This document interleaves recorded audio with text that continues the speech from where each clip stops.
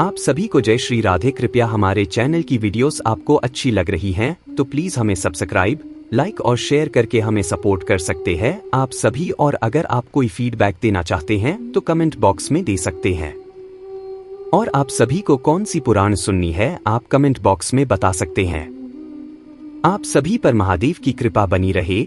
तो चलिए स्टार्ट करते हैं। एकादशोध्याय त्रिदेवानामेकत्व प्रतिपादनम। मार्कंडेय बोलो, तब ब्रह्मा के स्मरण मात्र से नारद के साथ ब्रह्मा के सभी मानसपुत्र आनंद पूर्वक और वायुवेग से वहां पहुंच गए। भगवान शंकर उन सब तथा ब्रह्मा और अपने गणों के सहित प्रसत्रता पूर्वक उस कर्मयोगिनी सती के लिए निश्चित समय पर दक्ष के घर गए। उस समय वे गण शर्द, नगाड़े, ढोल और बांस की बनी हुई तुरही आदि वाद्य प्रसन्नता पूर्वक बजाते हुए शिव का अनुगमन कर रहे थे। कोई हथेलियों से ताल बजा रहे थे तो कोई पैरों यानी तलवों से नाचते समय ध्वनि कर रहे थे। अनेक अपने वेगमान विमानों द्वारा वृषभध्वज का अनुगमन कर रहे थे तथा वे गण अपनी अनेक प्रकार की आकृतियों तथा शब्दों से विविध भांति कोलाहल करते हुए निकले। उस समय प्रसन्नतापूर्वक देवगण आनंद से गाते जाते गंधर्वगण एवं नृत्य करती अप्सराओं के समूह ने भी वृषभध्वज शिव का अनुगमन किया। उन गरिमामय गंधर्वों तथा गणों के शब्दों से सभी दिशाएं एवं पृथ्वी भर गई। कामदेव भी सृजनार रस आदि तथा मार्गणों के सहित शिव को प्रसन्न करता, मोहित करता, काम विह्वल करता आगे आगे चल पड़ा। जब शिव पत्नी हेतु जा रहे थे उस समय ब्रह्मादि सभी देवताओं ने शीघ्रता से अपने अपने सुंदर बाजे बजाए। हे द्विजसत्तमो, उस समय सभी दिशाएं प्रसन्न हो गईं, अग्रिया शांतिपूर्वक जल उठीन तथा फूलों की वर्षा होने लगी। सुगंधित वायु बहने लगी, वृक्ष भी सुंदर ढंग से फूलों से भर गए। जो कोई जानी अस्वस्थ थे वे भी स्वस्थ हो गए। हंस, सारस, कलहंस, मोर और चातकों ने मानो शिव को प्रेरित करते हुए मधुर शब्द किए। उस समय उनके शरीर पर स्थित सर्प, व्यारचर्म, गजचर्म, जटा तथा चंद्रकलाओं ने आभूषणत्व धारण कर लिया। इनसे उद्दीप्त होते हुए क्षण भर में बेगबान और बलवान बलिवर्द यानी बैल के द्वारा वे शिव, ब्रह्मा तथा नारद आदि के सहित दक्ष के भवन पर पहुंच गए। तब महातेजस्वी दक्ष प्रजापति ने स्वयं उठकर शिव तथा ब्रह्मादि को उचित आसन प्रदान किया। उनकी पादय आर्य आदि के द्वारा यथोचित रूप से पूजा करके दक्ष प्रजापति ने मानसरूप उत्पन्न मुनियों के साथ विचार विमर्श किया। हे द्विजसत्तमो, तब शुभलग्र एवं शुभ मुहूर्त में दक्ष ने प्रसन्नतापूर्वक अपनी कन्या सती शिव को प्रदान किया। तब उन वृषभध्वज शिव ने भी दाक्षायणी के श्रेष्ठ पाणी का प्रसन्नतापूर्वक विवाह विधि से ग्रहण किया। ब्रह्मा और नारदादि मुनियों ने सुनने में सुंदर लगने वाले सामगीत, ऋचा, यजुस आदि द्वारा ईश्वर शिव को संतुष्ट किया। सभी गणों ने बाजे बजाए, अप्सरा समूहों ने नर्तन और आकाश में स्थित बादलों ने फूलों की वर्षा की।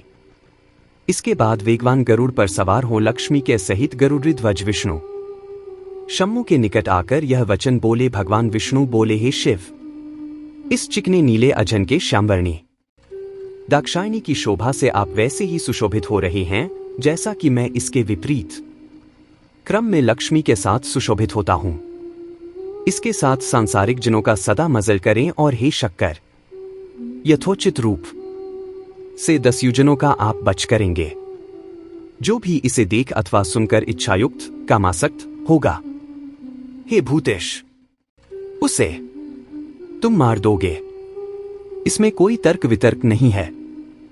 मार्कंडेय बोलो, ऐसा ही हो। यह प्रसन्न मुख सर्वज्ञ विष्णु ने प्रसन्न मन परमेश्वर शिव से प्रेमपूर्वक कहा। तब ब्रह्मा ने सुंदर हंसी बाली दक्ष पुत्री के मुख को देखकर उसके प्रति कामासक्त हो गए और उसकी इच्छा करने लगे। उस समय ब्रह्मा बारंबार सती का मुख देखने लगे। उसी समय उन्हें पुनः संध्या प्रसन्न के बाद इंद्रिय विकार उत्पन्न हो गया। हे द्विजोत्तमो, शीघ्र ज्वलित अग्नि की आभा वाला उनका तेज यानी वीर्य मुनियों के देखते देखते भूमि पर आ गिरा। हे द्विजसत्तमो, तब उस भूमि पर गिरे हुए तेज से आवाज करते और जलों की वर्षा करते आवर्त संवर्त, द्रोण और पुष्कर जैसे जलद उत्पन्न हो गए। आकाश में छाए हुए तथा गरजते बादलों को देखते हुए शड्डर दाक्षायणी सती के प्रति मोहित हो गए और यह जान लिया कि ब्रह्मा भी मोहित हो गए हैं। तब इसके कामासक्त अभिलाषा करने वालों का तुम वध करोगे। विष्णु के इन वचनों का स्मरण कर वे त्रिशूल उठाकर ब्रह्मा को मारने की इच्छा से उच्चत हो गए। तब हे द्विजोत्तम, शंभु को वरिशूल उठाए ब्रह्मा के वध हेतु उदत देख नारद, मरीचि आदि उपस्थित सभी हाहाकार करने लगे। दक्षा प्रजापति भी शकित मन से ऐसा मत करें, ऐसा मत करें कहते हुए शिव को रोकने हेतु शीघ्र ही सामने आ गए। तब आगे मिले दक्ष को देखकर महेश्वर ने भगवान विष्णु को वाणी का स्मरण कराते हुए यह अप्रिय बात कही। ईश्वर बोले, हे विप्रेंद्र दक्षा जाप्ती, नारायण ने जो अभी कहा है उसे करें का मैंने विचार किया है। इसे जो अभिलाषा से देखे उसे आप मार डालोगे। इस कथन की सफलता मैं ब्रह्मा को मारकर सिद्ध करूंगा। ब्रह्मा ने सती को अभिलाषा युक्त हो क्यों देखा, फलत ये तेजरहित हो गए, इसलिए मैं ऐसे पापकर्मी का वध करूंगा। मार्कंडेय बोले, तब संपूर्ण जगत के स्वामी ही सामने आकर इस प्रकार से बोलने वाले शिव को उन ब्रह्मा के वध से रोकते हुए यह बोले। श्री भगवान बोले, हे भूतेश, जगत श्रेष्ठ सृष्टिकर्ता ब्रह्मा का आप वध करेंगे, जबकि इन्होंने ही आपके लिए सती जैसी उत्तम पत्नी की योजना की है। हे शंभु, प्रजा की सृष्टि हेतु यह चतुर्मुख ब्रह्मा उत्पन्न हुए हैं। इनका वध करने पर इस समय कोई जगत का सृष्टिकर्ता नहीं दिखता है। इनके, मेरे और आपके सामंजस्य से जो जगत की सृष्टि, पालन और विनाश का कर्म है वह हम कैसे करेंगे। हे बृषभध्वज, हम में से एक के भी मारे जाने पर उसका कर्म कौन करेगा। इसलिए आपके द्वारा ये ब्रह्मा मारे जाने योग्य नहीं है। ईश्वर शिव बोलो, मैं इस चतुरानन ब्रह्मा को मारकर अपनी प्रतिज्ञा पूरी करूंगा।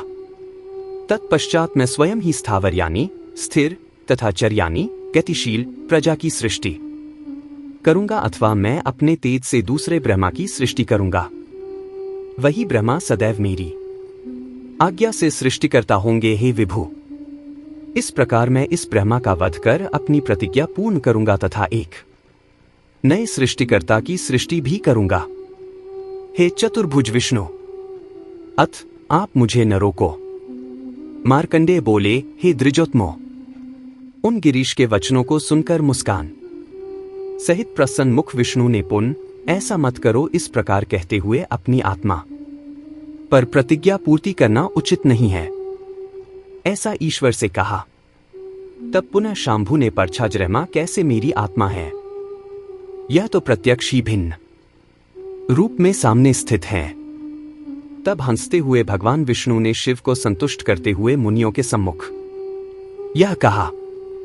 श्री भगवान बोले, न ब्रह्मा आप शिव से भिन्न हैं, न शिव ब्रह्मा से भिन्न हैं, और न मैं आप दोनों से भिन्न हूं। हम लोगों का अभिन्नत्व तो सदा से ही है। आप दोनों प्रधान और अप्रधान, अंश एवं अंशी स्वरूप ज्योतिर्मय मेरे ही भाग हैं तथा मैं आप ही जैसा एक अंश हूं।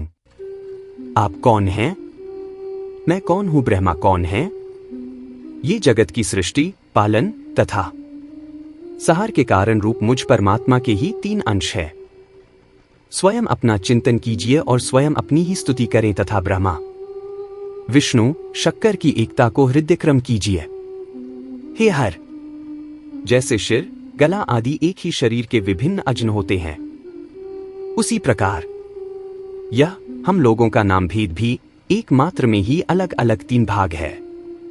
जो ज्योतियों में अग्रगण्य है, जो स्वयं ही श्रेष्ठ प्रकाश रूप है, जो कुटस्थ और अव्यक्त है, जो अनंत रूप है, जो नित्य शाश्वत है, जो दीर्घस्वादी द्वंद्वात्मक विशेषणों से रहित हैं, उस पर ब्रह्मा तत्व से हम भित्र नहीं है।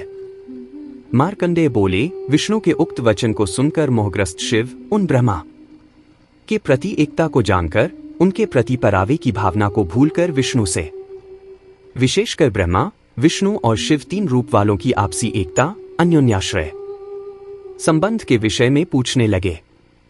तब शिव द्वारा पूछे जाने पर नारायण भगवान विष्णु ने तीनों देवों की एकता और अनन्यता का विशिष्ट वर्णन किया। विष्णु के मुख कमल कोश से विष्णु ब्रह्मा तथा शिव की तात्विक अनन्यता को सुनकर पुष्प, मधु, प्रकाशक उन ब्रह्मा को आत्मरूप जानकर शिव ने उनका वध नहीं किया। हमारा मार्कंडेय पुराण की वीडियो भी आ गई है, तो प्लीज उससे भी सुनिए और अपने दोस्तों और रिश्तेदारों को शेयर जरूर करिएगा। अगली वीडियो जल्द ही आएगी, तब तक के लिए जय श्री राधे।